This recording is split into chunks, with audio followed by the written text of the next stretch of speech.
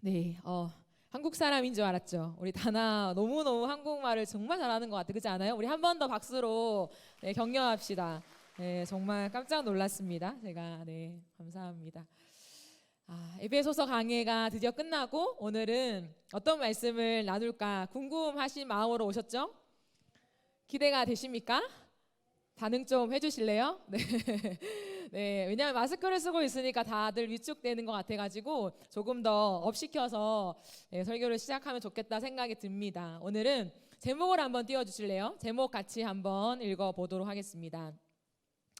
오늘 원래 지수가 자막을 하다가 오늘 못 와가지고 정연이가 자막을 이제 하기로 했어요. 그래서 저한테 신신당부를 했습니다. 오랜만에 하니까 늦게 떠도 절대 혼내지 마라. 그래서 제가 좀 기다렸습니다. 네, 같이 한번 읽어봅시다. 시작. 사람의 손만한 작은 구름. 네, 손만한 작은 구름.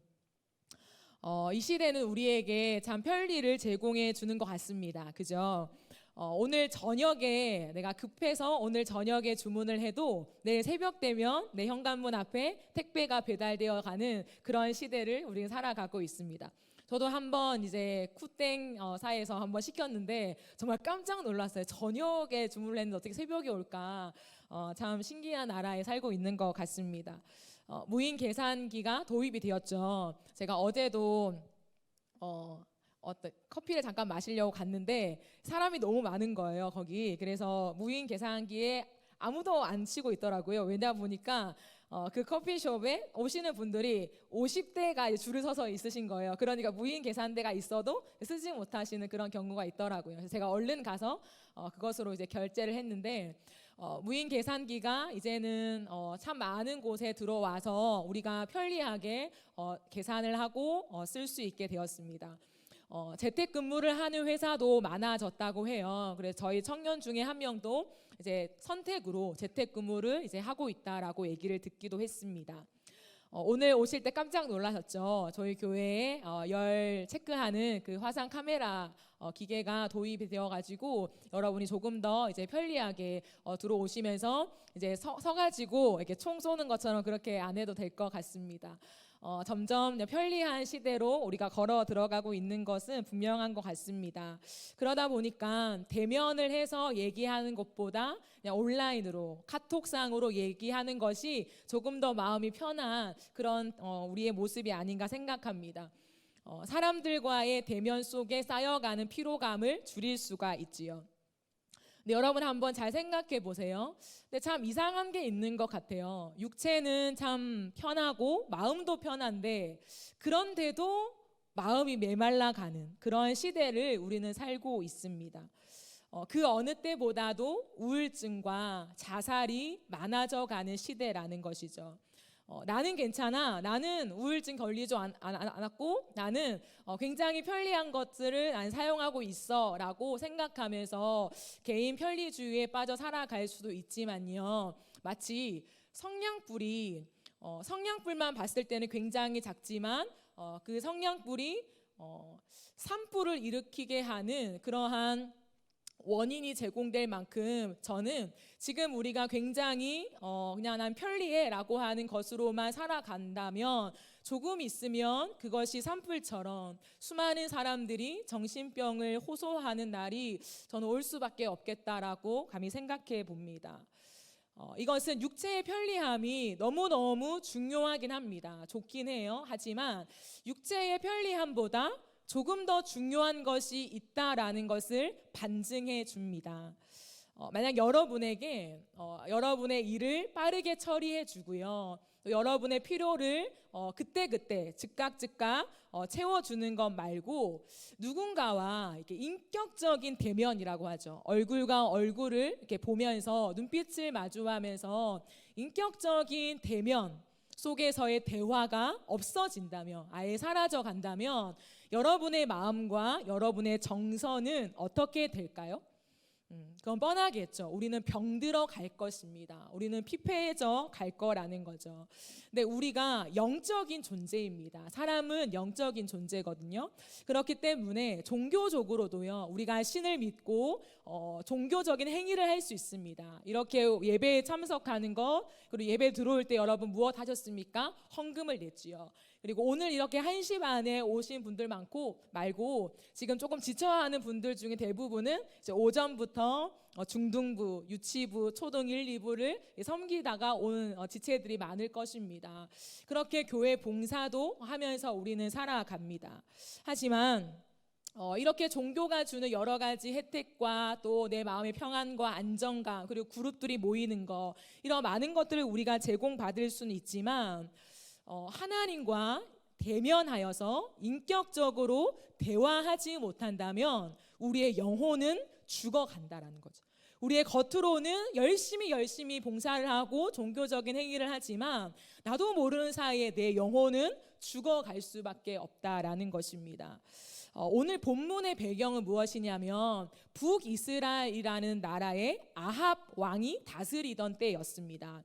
북이스라엘은 어떤 나라였느냐라고 했을 때 북이스라엘은 하나님을 섬기는 나라였어요. 그리고 하나님 앞에서 하나님의 말씀을 따라가는 그 백성들이 모인 그 나라가 북이스라엘이었거든요. 그런데 이 아합 왕은 하나님을 경외하지 않았습니다. 열왕기상 16장 29절부터 33절을 보면 이런 말씀이 있습니다. 세 번역으로 되어 있는데요. 오므리의 아들 아합이 이스라엘의 왕이 되어서 사마리아에서 이스라엘을 22해 동안 다스렸다. 오므리의 아들 아합은 그 이전에 있던 왕들보다 더 심하게 주님께서 보시기에 악한 일을 하였다. 그는 느밧의 아들 여로보암의 죄를 따라가는 정도가 아니라 오히려 더 앞질렀다. 그는 시돈 왕 엘바알의 딸인 이세벨을 아내로 삼았으며 더 나아가서 바알을 섬기고 예배하였다. 또 그는 사마리아에 세운 바알의 신전에다가 바알을 섬기는 제단을 세우고 아세라 목상도 만들어 세웠다. 그래서 그는 그 이전의 이스라엘 왕들보다 더 심하게 주 이스라엘의 하나님을 진노하시게 하였다라고 되어 있습니다. 한 나라의 왕이죠. 아합은 한 나라의 왕이고 겉으로 봤을 때는 하나님을 섬기는 종교적인 행위가 그대로 유지되어 왔었어요. 그런데 아합 한 사람이 영이요, 그의 영혼이 하나님과 대면하지는 못했다는 거죠.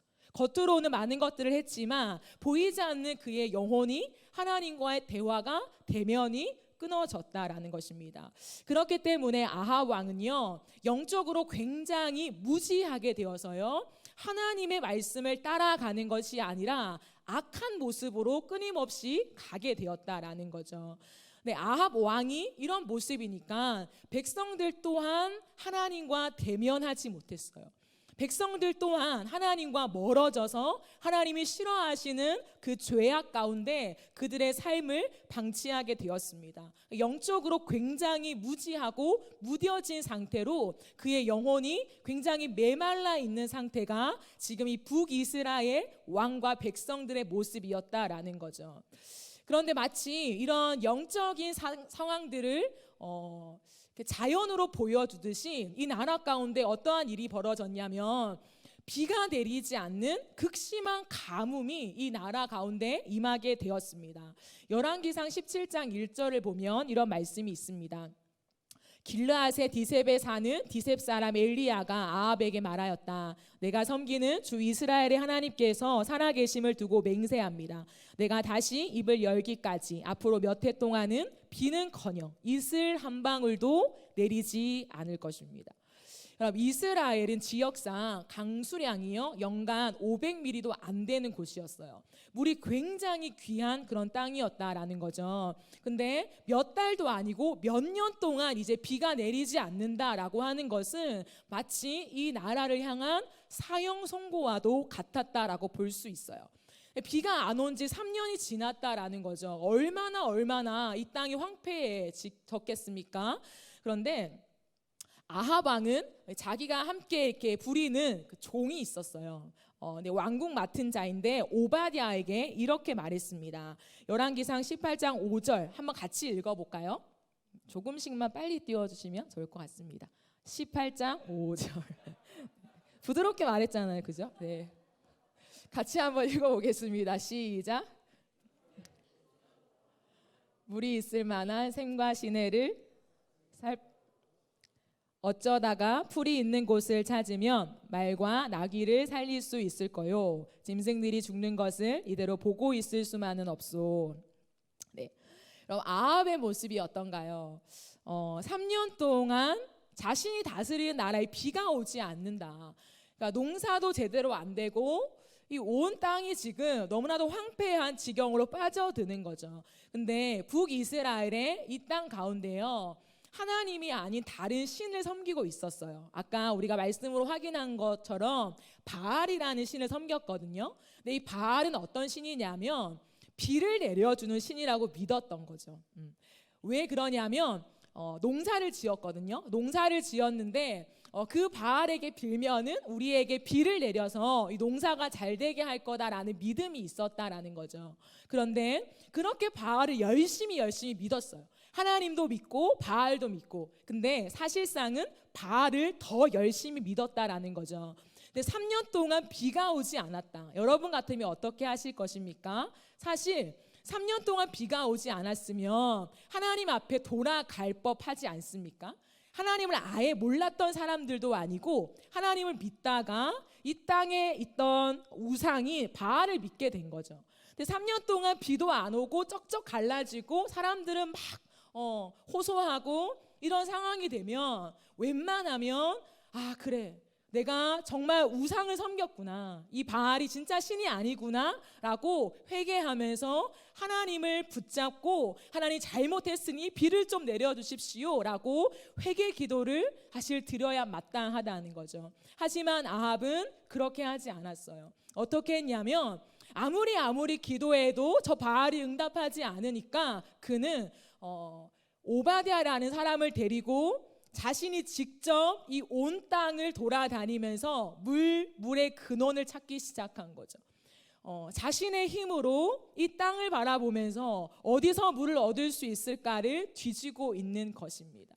하늘을 향하여 눈을 들어야 하지만 그의 시선은 끝없이 이 땅을 향하고 있었다라는 것이죠. 자신이 가진 가축, 자신의 재산이죠. 그것을 지키기 위해서 지금 발을 동동 굴리고 있는 아합 왕의 모습을 볼 수 있습니다. 여러분, 여기서 우리는 한번 돌아볼 수 있으면 좋겠습니다. 혹시 우리의 모습이 이 아합 왕의 모습과 같진 않으십니까? 혹시 이 세상, 이 나라의 모습이 북이스라엘 이 땅의 모습과 너무 흡사하진 않습니까? 사실 이 땅은 모든 것이 지금 말라버리고 있는 결핍의 시대를 살아가고 있습니다. 코로나로 인해서 많은 사람들이 여전히 월세난을 겪습니다. 월세 낼 돈이 없다는 거죠. 그만큼 정부 지원금을 통하여서 경제를 다시금 돌리겠다라고 했고 어느 부분은 그렇게 되고 있는 것도 맞습니다. 하지만 여전히 구석구석에서 내가 이번 달 월세 낼 돈이 없어서 정말 무너지는 가슴을 껴안고 이 시간들을 버티고 있는 사람들, 생활고를 겪는 수많은 사람들이 있다는 거죠. 겉으로 봤을 때는 이 대한민국이 굉장히 화려하고 여전히 우리는 일상을 그냥 살아가곤 하지만 어느 순간 우리의 마음은 굉장히 피폐해져 있다는 거죠. 겉으로 봤을 때는 부강한 나라, 겉으로 봤을 때는 굉장히 힘이 있어 보이지만 실상 들여다보면 수많은 사람들이 무기력증에 빠져 있으며 우울증에서 헤매고 있다라는 거지요. 한 사람 한 사람을 떼어놓고 그의 인생들을 들여다보며 뭔가 이 세상과 맞지 않는 역설을 살아가고 있는 것처럼 피폐하고 어렵고 아픈 현실들을 사람들이 경험하고 있다라는 것입니다. 사람들에게 있어서 가장 중요한 게 뭔지 아십니까? 그건 마음과 정서입니다. 근데 이 마음과 정서가 무너지고 있는 시대를 우리가 살아가고 있다라는 거죠.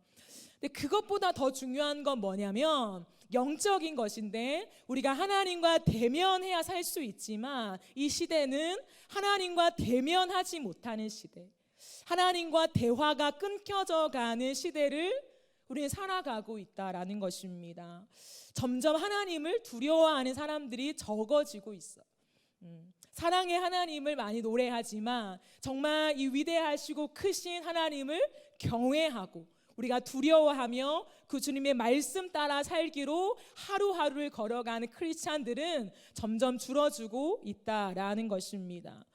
그런데 보십시오. 오늘 이 말씀, 이 북이스라엘의 이런 엄청난 아픔의 시대, 결핍의 시대 가운데 하나님과 대면하였던 사람이 있었습니다. 그가 누구인가요? 엘리야 선지자였습니다. 엘리야 선지자에게는요 참 독특한 게 있어요. 오늘 우리가 말씀을 읽었지만 그 앞에 17장부터 엘리야 얘기가 등장합니다. 17장부터 이런 나라의 아픔과 또한 결핍과 대조해서 엘리야에게는 언제나 하나님의 말씀이 임한다라는 구절이 있습니다. 17장 2절을 보면 여호와의 말씀이 엘리야에게 임하여 이르시되, 8절도요 여호와의 말씀이 엘리야에게 임하여 이르시되, 17장 20절을 가면 엘리야가 기도를 해요. 기도를 하는데 여호와께 부르짖었다라고 하면서 그 뒤에 22절에는 여호와께서 엘리야의 소리를 들으셨으므로, 바로바로 하나님과 교통함이 보이는 엘리야의 모습이죠. 18장 1절을 보면 많은 날이 지나고 제3년에 비가 오지 않은 이 3년째 되는 날에 여호와의 말씀이 엘리야에게 임하여 이르시되, 계속해서 성경은 하나님의 말씀이 엘리야에게 임했다. 이게 뭘까요? 하나님과 대면했다는 것, 하나님과 소통했던 사람, 하나님과 대화하고 있는 장면을 묘사하고 있습니다. 왜 그럴까요? 왜 유독 엘리야에게만 하나님이 나타날까요? 아합은, 백성들은 하나님과의 소통과 관계가 끊겨졌는데 왜 엘리야에게는 그토록 의도적으로 엘리야에게 하나님의 말씀이 임했다, 하나님의 말씀이 임했다, 기도했더니 응답됐다.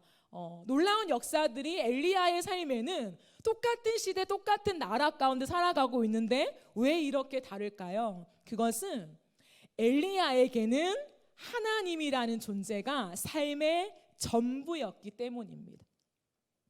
여러분, 엘리야의 삶을 들여다보면요, 엘리야는 자신의 삶의 안위를 위해서 하나님을 믿었던 적이 단 한 번도 없습니다. 사람에게 인기를 얻기 위해서 선지자 노릇을 한 적이 단 한 번도 없습니다. 엘리야는 오직 하나님의 말씀, 하나님의 말씀대로 사는 것이 그의 삶의 이유였습니다. 그가 오직 하나님께 부여받은 선지자로서 이 사명을 충실하게 감당하는 그것이 엘리야 삶의 유일한 목적이었다라는 것입니다. 성경을 쭉 살펴보면요, 엘리야는 하나님이 아합 왕에게 가서 이제 비가 오지 않을 거다라고 예언하라고 했을 때 곧바로 가서 예언합니다. 이거 쉬운 거 아니거든요. 한 나라 왕에게 가서 이 나라에 극심한 기근이 올 거다. 왜? 당신의 죄 때문에. 이건 정말 쉬운 게 아니에요. 하지만 엘리야는 순종합니다. 너 저기 그릿 시냇가에 가서 숨어 있으라라고 하나님 명령하실 때 손에 든 거 아무것도 없이, 뭐 가방 챙기지도 못하고요, 그는 하나님 말씀 앞에 순종하여서 그릿 시냇가 가서요 숨어 지내요. 그러면서 까마귀가 가져다 주는 물과 떡을 먹으면서 연명합니다. 그뿐인가요? 하나님이 사르밧 가부에게 가래요. 근데 그 사르밧 가부는요 아들과 함께 너무 가난하니까 이제 마지막 남은 가루로 빵을 만들어서 먹고 죽으려고 마지막 양식을 갖고 있는 거예요. 근데 너무 선지자로서 비참하게요, 그 빵 달라고 해서 너 먹어라, 하나님이 그렇게 말씀하세요. 근데 엘리야는요 또 순종합니다. 사르밧 가부에게 가서 그 빵 만들어서 놔줘. 그러면서 자신이 먹죠. 얼마나 인간적으로 봤을 땐 비참합니까? 차라리 굶었으면 굶었지, 저도 그것은 못할 것 같아요. 그런 일들을 한다는 거죠. 그뿐인가요? 조금 더 우리가 아는 말씀이죠. 바알 선지자들 850명들 다 불러가지고 갈멜산에서 전투하죠. 목숨을 건 전투였습니다. 우리는 주일학교에서 굉장히 마나틱하게 때로는 듣기도 하지만 이거는 생사를 건 전투였습니다. 850명이 쫙 깔려 있는데 거기 나 혼자 서서 하나님께 불을 내려달라고 기도한다? 쉬운 게 아니죠. 엘리야가 왜 하나님 앞에 늘 이러한 태도로 살아갈 수 있었을까? 고민하고 고민해 보건대 엘리야에게 있어서 하나님은요, 종교가 아니었습니다. 엘리야의 삶 속에 하나님의 말씀이 나에게 들려지지 않는다? 내 삶 속에 내가 하나님의 말씀을 따라 살아가지 못한다? 그것은 견딜 수 없는 고통이었습니다. 엘리야는 하나님의 말씀과 음성을 듣지 않으면은요, 살 수가 없는 사람이었어요. 여러분 하나님의 음성이 들리지 않으면 살 수 없나요? 엘리야는요, 살 수가 없었어요.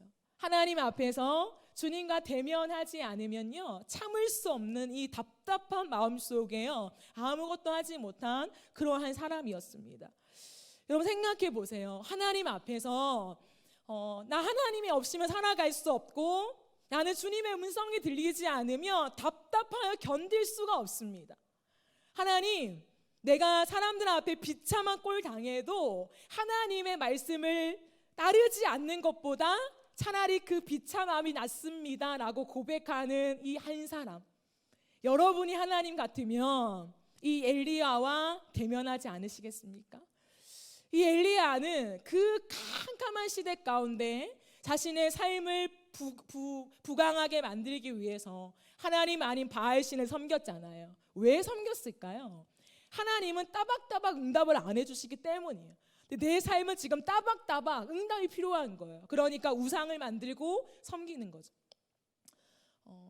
그렇게 많은 사람들이 하나님을 배교하고 떠난 시대 속에서 엘리야는요, 언제나 하나님 편에 서서 하나님을 원했던 사람이었다는 거죠. 그러니까 하나님이 어떻게 이 엘리야와 소통하지 않으시겠습니까?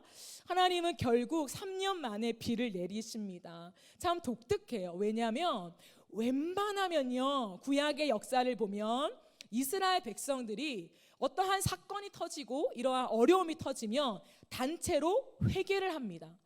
회개를 할 때 하나님이 용서를 해주시면서 이걸 풀어주시거든요. 하지만 오늘 이 상황은 그렇지 않아요. 그렇지 않지만 하나님이 3년이 지나고 비를 내리십니다. 많은 학자들이 유추하건대, 이건 확실하지 않습니다. 성경에 기록되어 있지 않기 때문에. 하지만 우리가 유추하건대, 많은 구절들로 유추하건대, 하나님이 엘리야와 또 엘리야와 같이 구석구석에 숨어있는 하나님만을 바라는 그 사람들을 바라보시며 이 땅에 긍휼을 베푸신 거다라고 많이들 해석을 하십니다. 어쨌든 자, 오늘 이제 본문으로 들어갑니다. 41절에 보면 엘리야가 아합에게 말합니다. 이르되 올라가서 먹고 마시소서. 큰 비 소리가 있습니다 라고. 여기서 큰 비 소리라고 하죠. 이 소리는요, 뭔가 물질적인 소리만을 의미하는 것이 아니라 인격적인 소리를 의미해요. 즉 뭐냐면 엘리야가 큰 비 소리를 듣습니다. 이거는 그러니까 기상청에 밝아가지고 이제 곧, 우리도 오늘 비가 왔잖아요. 그러면 이미 일주일 전부터 알죠. 어제 알죠. 이제 곧 비가 옵니다. 내일 하루 종일 비가 내릴 겁니다. 그 소식이 밝아서 큰 비 소리를 들은 게 아니에요. 이 당시에 무슨 기상청이 있겠습니까? 여기서 큰 비 소리를 들었다는 것은 무엇이냐면 엘리야가 하나님과의 소통 속에, 하나님과의 대면 속에 하나님이 이제 이 땅 가운데 극심한 가뭄을 멈추고 비를 내리기로 하나님이 이제 하나님의 일을 이루실 거다라는 것을 들었다는 거죠. 영적으로 하나님의 음성을 들은 것입니다. 그러니까 이 엘리야가 아합에게 전해주니까 아합은요, 곧바로 이렇게 반응합니다. 먹고 마신다. 너무너무 기뻐서 그래? 이제 드디어 비가 와? 마음이 안심이 되었다. 이제 먹고 마시고 즐기자. 그렇게 자신은 바로 돌아서서 기뻐하며 먹고 마신다는 거죠. 그런데 참 독특한 건 뭐냐면 이것을 전해준 사람이 누구입니까? 엘리야죠. 근데 엘리야는 어떻게 하느냐? 엘리야는 먹고 마시지 않습니다. 내가 그동안 그렇게 하나님 앞에 기도했고 내가 이렇게 굶주렸으니까 비가 온다고 하니까 됐다. 나도 이제 좀 쉬자. 그렇게 할 수 있잖아요. 근데 엘리야는 그렇게 하지 않고 엘리야가 이 말을 전하고 간 곳이 어디냐면 기도의 자리였습니다. 이건 좀 이상하지 않습니까? 왜 엘리야는 큰 비 소리를 들었다는 거죠. 이 땅에 하나님 비를 내리실 거다 분명히 확신했고 믿었어요. 의심해가지고 뭔가 내 기도가 보태져야 될 것 같아 라고 해서 사실 그렇게 한 게 아니었습니다. 근데 왜 엘리야는 먹고 마시고 좀 쉬지 않고 곧바로 이 소리를 듣고 기도의 자리로 나아갔을까? 전 참 많이 고민을 해보았습니다. 근데 이렇게 제가 결론을 냅니다. 엘리야는 하나님이 일으키시는 일의 결과만이 아니라 그 과정 하나하나까지 함께 하고 싶었던 것입니다. 아합 왕은 이제 가뭄이 끝나고 비가 오는 결과에만 관심이 있었어요. 하나님이 어떻게 우리에게 말씀하시는지, 하나님의 마음이 지금 어떤지, 하나님의 본심이 어떤지 관심이 없습니다. 그저 이 나라에 지금 비가 안 와서 극심한 경제적인 손실, 내 왕위에 대한 이 권위에 대한 도전들, 이게 막 팽배한 거죠. 이것을 어떻게 잠재우는가? 비가 온대? 그럼 됐구나. 그 결과에만 관심이 가져졌죠. 하지만 엘리야는 아니었어요. 엘리야는 하나님에게 관심이 있었어요. 하나님에게 관심이 있었기 때문에 하나님이 이 온 땅 가운데 비를 어떻게 내리시는지 그 모든 과정을요 하나님과 함께 곁에 있고 싶었던 마음이 엘리야의 마음이었습니다. 하나님의 일에 동력하고 싶은 마음, 하나님이 하시겠지, 비 온다고 했으니까 나는 내일만 하면 되겠지가 아니라 늘 하나님 곁에 딱 붙어있는 사람처럼요 하나님과 동력하길 원했다라는 거죠. 근데 엘리야는 알았습니다. 이 온 천지 만물을 창조하시고 오늘도 다스려 가시는 이 비를 오고 안 오고의 주권을 가진 하나님이 하나님의 일을 하시는 방법이 무엇인가, 하나님과 동력하는 방법이 무엇인가를 정확하게 알았던 사람이었습니다. 여러분 그게 뭘까요? 천지를 만드시고 오늘도 다스려 가시는 이 하나님과 동력할 수 있는 유일한 방법이 무엇일까요? 기도라는 거죠. 엘리야는요 하나님 곁에서 이 놀라운 방법을 알았던 사람이었다라는 거죠. 그러니까 오늘 말씀해 보니까 산 꼭대기로 올라갑니다. 산 꼭대기로 올라가서 땅에 무릎을 꿇어 엎드려 그의 얼굴을 무릎 사이에 넣고, 이 자세가 상상이 되십니까? 무릎을 꿇고 머리를 무릎 사이에 넣고 납작 엎드려진 한 사람의 모습이지요. 굉장히 볼품없는, 낮아지고 낮아져서 정말 저 바닥까지 내려간 상태의 모습을 하고 있는 것이 이 엘리야 선지자, 850명대 1로 하늘에 불을 내려온 그 놀라운 능력의 선지자의 지금 태도입니다. 큰 비 소리가 들린다며 거봐 내가 이제 예언하지 곧 비 올 거야, 뭔가 의심될 수 있잖아요. 하지만 엘리야의 모습은 가장 낮은 자리, 아무도 보지 않는 그 산 꼭대기에 올라가서 그 자세를 취하고 있습니다. 왜요? 엘리야는 많은 사람들한테 받는 인정, 높임, 우와 대단한 선지자다, 아무 상관이 없어요. 엘리야가 바라보는 건 뭐냐면 하나님이었다는 거예요. 하나님이 드디어 이 땅에 긍휼을 베푸시는군요. 여전히 이 땅은, 여전히 이 백성들은 하나님 앞에 회개하지 못하는데 하나님은 하나님의 무한한 자비로 이 땅에 비를 내리시는군요. 하나님 앞에 엎드려서 그 눈물의 기도를 드리지 않았을까요?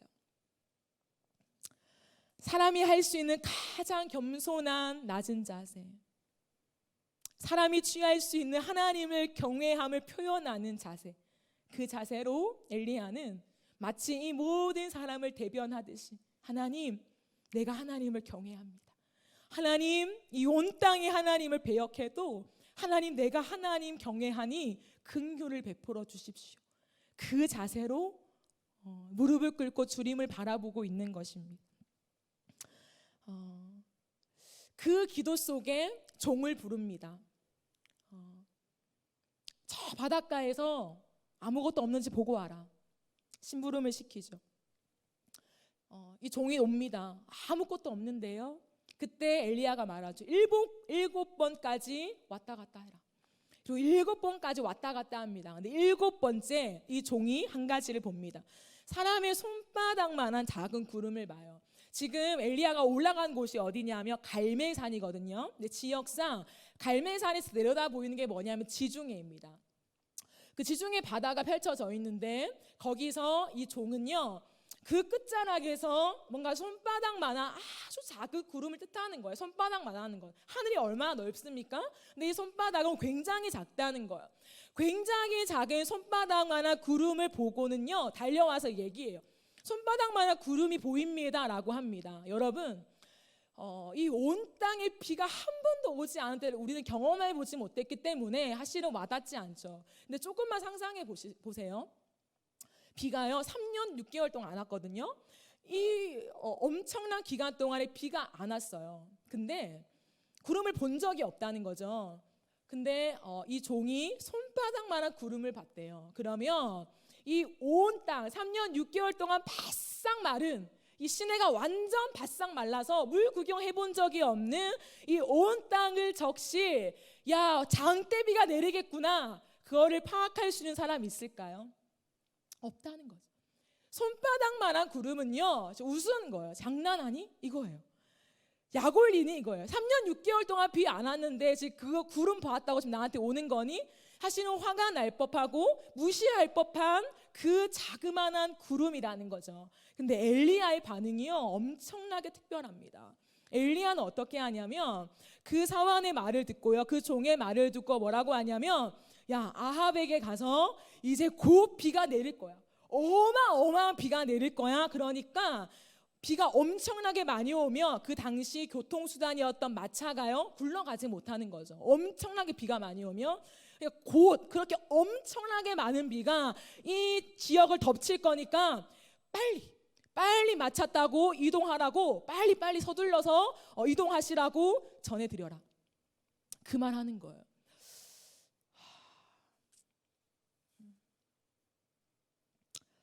여러분 어떻게 생각하십니까?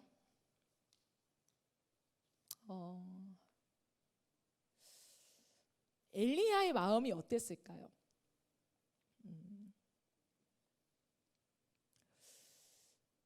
왕에게 마차를 타고 가라고 해놓고서는 엘리야는 어떻게 하냐면 허리를 질끈 동여맵니다. 허리를 질끈 동여매고 달리는데요. 왜 달리냐면 엘리야의 말대로 진짜 조금 있으니까 상상도 못했던 하늘이 나타나는 거예요. 갑자기 캄캄해지고, 그 말과 함께 갑자기 캄캄해지고, 그 손바닥만한 구름이었는데 갑자기 온 땅에 장대비가 내리기 시작하는 거예요. 엘리야가 허리를 동여매고요, 열심히 빗속을 내치고 뛰어갑니다. 그때 엘리야의 심정이 어땠을까요, 여러분? 제가 얼마 전에 나 혼자 산다에 박세리 선수가 나온 그걸 잠깐 봤어요, 그 유튜브로. 근데 그 선수가 그런 말을 하더라고요. 이렇게 골프를 딱 칠 때 있잖아요. 딱 칠 때 골프채에 공이 딱 맞는 그 느낌이 있대요. 그 느낌을 딱 맞추면 공이 날아가지도 않아도 이거 됐다, 이 사인을 안 돼요. 그럼 100% 진짜 그렇게 친대요. 내공이죠, 내공. 딱 맞추기만 해도 이 공이 어떤 공인지를 알아채는 거죠. 저는 엘리야가 손바닥만한 구름의 소식을 들었을 때요, 저는 이 마음, 가장 작은 구름 속에서 됐다, 이제 하나님이 이 온 땅에 진짜 장대비를 내리시는구나, 그것을 마음에 깨닫고요, 고백하고 선포했다고 생각합니다. 그것은 하나님과 정말 깊은 교제 속에, 하나님과 대면했던 그 세월 속에 엘리야만 아는 하나님의 사인이 내공이죠. 영적인 내공입니다. 그것을 읽어내면서 선포하니까 그 말 이후에 장대비가 온 거죠. 그러니까 그 기쁨 속에 장대비를 맞으면서 그 빗속을 뛰어가는 엘리야의 모습. 사랑하는 여러분, 우리는 지금 부흥을 꿈꿉니다. 청년부가 부흥을 노래하다라는 제목으로 우리가 여름 사역을 준비하고 있죠. 부흥이라는 것은 너무 어렵게 생각하지 말고 제가 첫날에 설명드렸듯이 다시 살아나는 거예요. 다시금 내 영혼이 살아나는 것입니다. 마치 엘리야가 나 하나님 말씀 아니면 난 살 이유가 없어요, 주님. 하나님 말씀을 따르는 거 아니면 나는 삶의 목적이 없어요 라고 말하는 것처럼 우리의 마음이 살아나서 우리의 진짜 공통된 목적, 하나님, 그 하나님이 내 삶의 목적이 되는 그것이 여러분 부흥이거든요. 온 땅 가운데 쩍쩍 갈라지는 진짜 비가 내리지 않는 기근은 이 땅에 없지만 보이지 않는 우리의 마음이 쩍쩍 갈라지고 있는 이 땅을 살아가면서 우리는 조그만한 것에도 우리의 마음이 흔들리고 예민해지고 우리의 마음이 어두워지고 아무것도 하기 싫고 아무도 만나고 싶지 않고 끝없이 유리 조각처럼 우리는 다른 사람을 베일 것 같은 그런 모습으로 살아가는 우리의 피폐한 마음이요. 근데 이 피폐한 마음에 예수 그리스도가 오셔서 누군가를 긁어내는 것이 아니라 그 긁은 상처에 약을 발라주는 사람으로 바뀌어지는 전혀 다른 인생으로 바뀌어져서 이제는 나를 위해 살아가는 것이 아니라 너를 위해 살아가는 그 말도 안 되는 인생길을 걸어가게 되는 게 부흥이거든요. 여러분 오늘 우리가 알모임 시간에 부흥에 대한 것들을 나눌 것입니다. 부흥의 여정 속에서 부흥은 이겁니다. 부흥은 이겁니다 한 것들을 회장과 탑리더들이 다 모았어요. 정말 많은 시간이 저는 소요됐다고 생각합니다. 근데 여러분이 그냥 읽으라고 하면 잘 와닿지 않으니까 그걸 다 추려낸 것 같아요. 제가 그걸 보면서 깜짝 놀랐어요. 그만큼 노력을 한다는 거죠. 왜? 부흥이 무엇인가 여러분한테 함께 나누기 위해서. 여러분 부흥은 예수만이 내 마음을 채워서 세상의 다른 것들이 내 마음을 끌고 가는 것이 아니라 변하지 않잖아요. 예수는 날 떠나지 않는다면서요. 그러니까 사람이 떠나도 내가 원하는 직장에 들어가지 못해도 혹여나 내 배우자 나와 평생 함께하지 못하는 그 길을 걸어갈지라도 예수가 나와 함께하면 내 인생은 고인 거예요. 내 인생은 간다. 내 인생의 목적은 예수밖에 없다. 그것을 발견하고 고백하고 살아내는 것이 진정한 부흥이라는 것입니다. 저는 사실 부흥이라는 말도 안 되는 이 주제를 여러분과 함께 나누기로 작정했고 나누고 있습니다. 제가 말했듯이 이렇게 다음 세대가 없어져가는 시대입니다. 안 돼요. 교회도 안 됩니다. 우리의 인생도 적당히 하나님을 만나고 그렇게 살아가는 것도 감사해야 돼요 라고 들려오는 이 시대 속에 그럼 목숨 걸고 예수 위해 삽시다 라고 말하는 이 부흥을 외치는 게 쉬운 게 아니에요. 제가 미친 사람이 아니고서야 모든 사람들 앞에서 지금 당장 취업의 문제, 학업의 문제, 사람의 문제, 관계의 문제 이 많은 산재에 있는 그 이슈를 안고 살아가는 청년들에게 그럼 그게 아니라 예수입니다. 우리의 인생의 목적은 예수라니까요. 그 예수를 만나야 해요 라고 하는 부흥을 외친다는 것은 만만치 않은 거예요. 근데 제가요 하나님 앞에 어느 날 기도를 했습니다. 제 마음에는 좀 캄캄했어요. 하나님 좀 캄캄한데 제가 어찌하면 좋겠습니까? 이 캄캄한 인생 속에서 부흥이라는 것을 감히 노래할 수 있겠습니까? 하나님 이것이 사랑하는 우리 청년들의 가슴을 울릴 수 있을까요? 와 닿기는 하겠습니까?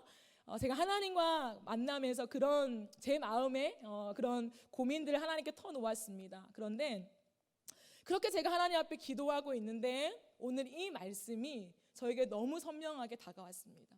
선영아, 손바닥만한 구름이 있는 거 너 보이니? 제가 그냥 깜짝 놀랐습니다. 하나님 이러고 있는데 하나님이 저의 마음속에 감동으로 주시는 것 같았어요. 손바닥만한 작은 구름이 있다. 그걸 봐라. 그러면서 기도를 하는데 제 마음에 정말 뜨거운 눈물이 흘러나오면서 여러분의 마음에요. 나는 예수를 위해 살 거야. 나 인생은 나는 선교사. 나는 정말 직장에서 이러이러한 모습으로 나는 주님께 영광을 돌릴 거야 라고 하는 확신이 많이 없어요. 겉으로는 많이 없고 늘 정체성이 흔들려요. 전도사님. 정체성을 알겠지만 세상에 나가보니까 또 까먹고 왔어요 라고 하는 것이 더 많은 우리의 모습이잖아요.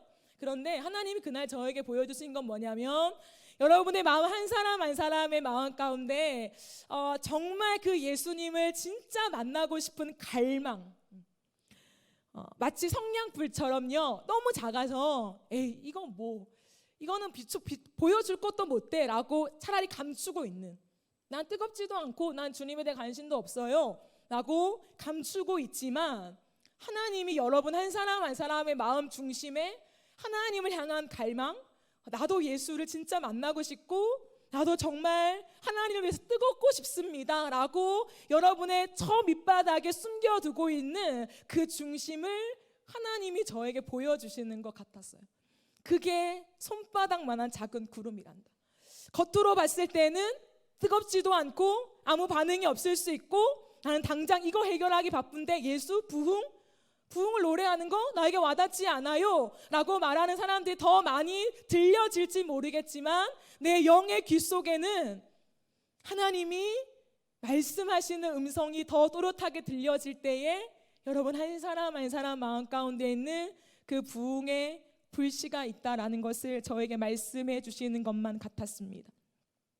사랑하는 여러분, 여러분의 마음에, 여러분의 깊숙한 마음에 정말 나도 예수 제대로 한번 만나보고 싶다, 나도 정말 그 십자가가 무엇인지 내 심장을 관통하는 십자가의 고백을 할 수 있는 그날이 왔으면 좋겠다, 나도 좀 뜨거운 기독 청년이 되고 싶다 하는 마음 여러분한테 있지 않으십니까?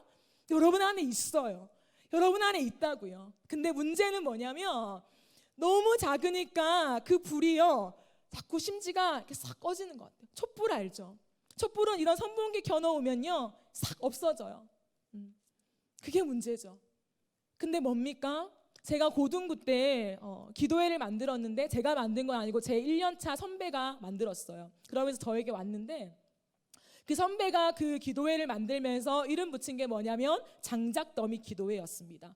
고3이 만들었어요. 고2, 고3들이 만들어서요, 매일 밤 여기 강대상에, 본당 강대상에, 저희 부서실도 아니고 본당 강대상에 매일, 일주일에 한 번도 아니고 매일마다 모여가지고 기도했습니다.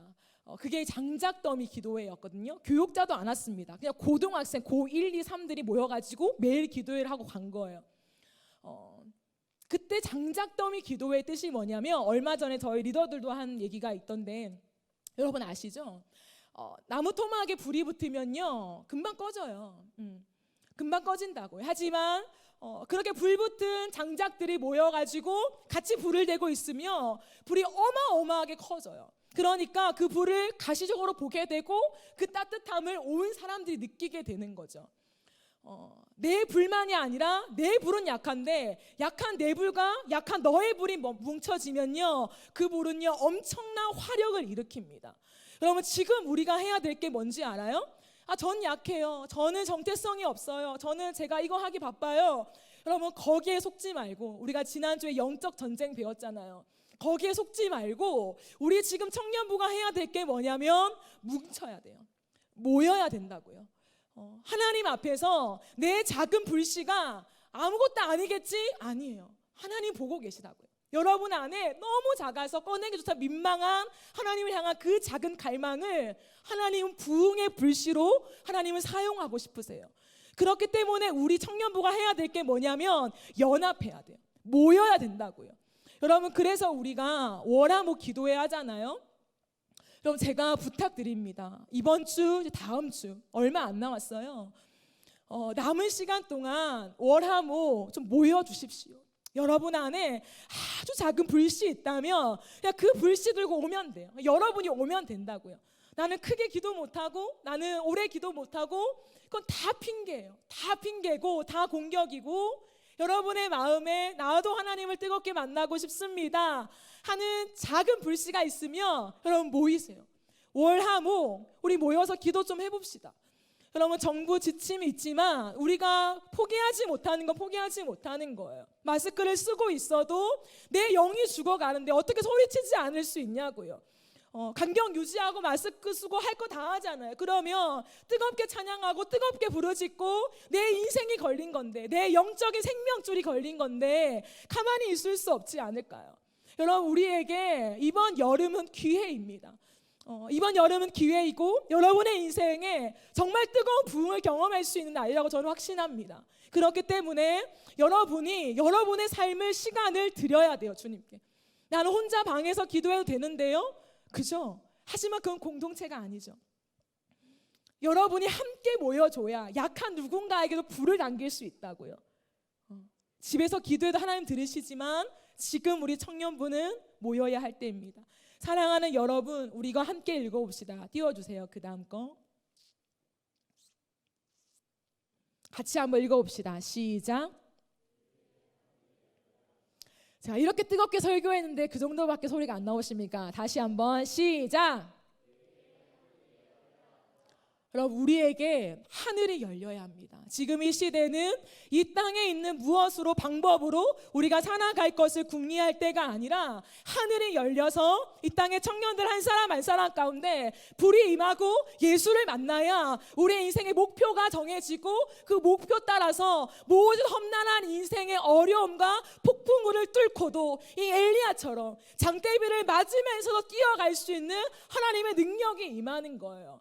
여러분, 이것을 우리가 함께 이루기 위해서 하나님은 내가 다 할 테니까 너희 가만히 있어라고 말씀하지 않아요. 언제나 부흥 전에는 피와 땀의 대가가 있습니다. 이 어두운 시대 가운데 누군가는 와 갑자기 비가 왔네, 거봐 지나보면 비 온다니까, 누군가는 갑작스러운 이 혜택을 받을 수가 있겠지만 이 비가 오게 하기 위해서 하나님 앞에 씨름하며 자신의 인생을 드리며 비참한 상황 가운데 처하면서도 주의 말씀을 따라갔던 엘리야 선지자, 구석구석에 숨어 있었던 선지자들이 있었다라는 것이죠. 그들의 눈물겨운 기도와 하나님 앞에 엎드린 그 회개의 기도 속에서 하나님이 이 하늘 문을 여시고 다시 한번 그 땅 가운데 긍휼을 베풀어 주신 것입니다. 사랑하는 여러분, 끝없이 개인주의로 가고 우리는 너무나도 뜨겁게 타올랐다가 빨리 식어버리죠. 토미 테니 목사님은 이것을 무엇이라 말씀하셨냐면 전자레인지 부흥이다. 전자레인지 부흥을 사모한다는 거죠. 갑자기 타올랐다가 갑자기 식어지는, 그게 아니라는 거예요.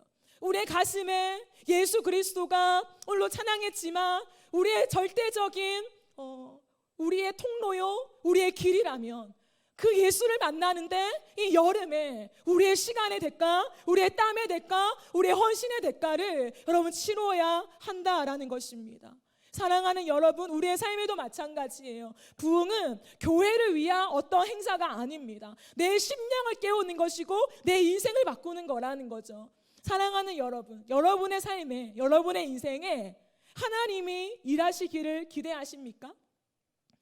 거저 받을 생각하지 마세요. 하나님을 이용하면 안 된다는 거. 하나님은요, 우리가 늘 말하죠. 하나님은 중심을 보신다. 하나님은 중심을 보신다. 그럼 정말 믿습니까? 그것을요? 두려운 말이에요. 우리는 그냥 사람은 외모를 보지만 하나님 중심을 보신다 이렇게 인용하지만요, 이 말씀이요 굉장히 무서운 말씀이에요. 하나님이 정말 우리의 중심을 보시거든요. 내가 왜 기도하는지, 내가 오늘 왜 하나님 앞에 나와 예배하는지 그 중심을 읽어내세요. 내가 그냥 두려워서, 내가 앞에 많은 산재에 있는 문제가 있으니까 그것을 해결받기 위해서 하나님을 찾고 있는지, 아니면 그것이 문제가 아니라 오로지 하나님, 내가 하나님의 얼굴을 구하기 위해서, 하나님을 만나기 위해서 하나님을 찾고 있는지, 하나님은 우리의 중심을 꿰뚫어 보신다는 거죠. 또 한번 띄워주실래요? 여러분, 하나님은 내 꿈을 이루기 위해 하나님을 필요로 하는 것이 아니라 하나님의 꿈을 이루기 위해 나를 사용해 달라고 기도하는 자를 찾으십니다. 내게 이루어질 결과만을 보기 원하는 것이 아니라 하나님이 이루어 가시는 그 모든 과정에 동역할 사람을 지금도 찾고 계십니다. 말씀을 맺겠습니다. 사랑하는 여러분, 하나님의 마음은 무엇이냐면 우리가 하나님을 만나고 우리의 심령이 고침받기를 원하세요. 이 땅에 많은 청년들이 세상에 요동치는 파도 속에 휩쓸려 가지만 그 어떤 파도에도 중심을 딱 잡고 빗속을 헤쳐나가는 하나님의 능력이 임하였던 엘리야처럼 내가 무엇을 위해 살아야 하는지, 내가 어디를 따라 걸어가야 하는지를 표대를 딱 정하고 걸어가는 기독 청년들이 일어나기를 기대하신다라는 거죠. 여러분의 마음에 그 뜨거움이 없으면 하나님의 부흥을 경험할 수가 없어요. 하나님은 이미 마음속에 여러분을 만나기 원하고 청년들에게 불을 주시기 원하고 우리가 뜨겁게 일어나기를 이미 원하고 있다는 거죠. 그러면 이 엘리야처럼 누가 없냐 나는 그 도구를 원하는데, 그 통로, 그 그릇을 찾고 있는데 누가 없냐 하실 때 엘리야처럼 하나님을 바라보며 하나님, 이 땅 가운데 다시 한번 쩍쩍 갈라진 이 땅 가운데, 이 심령들 가운데 하나님의 뜨거운 부흥을 주셔서 우리의 심령을 좀 살려주십시오라고 자신의 삶을 바치는 엘리야와 같은 청년들이 일어나야 한다는 것입니다. 여러분, 아합이 되시겠습니까? 엘리야가 되시겠습니까? 세상적으로 유명한, 나는 왕의 딱지만 있으면 돼, 나는 높은 권위만 가지면 돼 라고 하는 아합의 길을 걷겠습니까? 아니면 그 위치, 그 영화로움 내게 주어지지 않는다 할지라도 사르밧 과부에게 가서 그 마지막 떡 동냥하며 살아가는 인생이 될지라도 하나님의 말씀을 오로지 내 생명줄로 알고 그 말씀 따라가면서 하나님이 이 땅 가운데 보이고 싶은 그 일들을 동력하는 엘리야와 같은 사람으로 여러분 살고 싶으십니까? 마지막 그들의 최후를 말하고 마치겠습니다. 아합은요 전쟁에서요 결국 그 마차에서 죽임을 당했습니다. 그러나 엘리야는 불말과 불병거를 타고 정말 놀라운 그 승천을 경험했습니다. 하나님의 품에 안긴 것이죠. 그 중간에는 누구도 알지 못하게 그냥 비가 내려온 혜택을 모두가 누렸지만 그들의 최후는 분명히 달랐습니다. 하나님을 거역했던 그 아합의 결말은요 처참하게 죽었고요. 엘리야는 오늘도 회자되는 어떻게 죽은 걸까? 하나님이 어떻게 데려가신 걸까? 라고 하는 그 신비에 쌓여있는 그 놀라운 천국행을 경험했던 엘리야의 인생으로 우리에게 회자됩니다. 사랑하는 여러분, 부탁드립니다. 하나님 앞에 다시 한번 불시로 일어나서 우리의 슬로건만이 아니라 이 여름에 다시 한번 우리가 예수를 만나고 우리 안에 부흥을 경험하여서 우리만이 아니라 이 세상 속에 있는 많은 청년들을 기독 청년들로, 하나님만을 경외하는 청년들로 세워놓는데 저와 여러분의 기도의 대가가 주님 앞에 올려져 갈 수 있는 그런 청년부가 되기를 예수님의 이름으로 축복합니다. 축복합니다. 아멘. 우리 함께 찬양하고 기도합시다. 우리 아까 불렀던 우리 함께 기도해라는 찬양을 우리가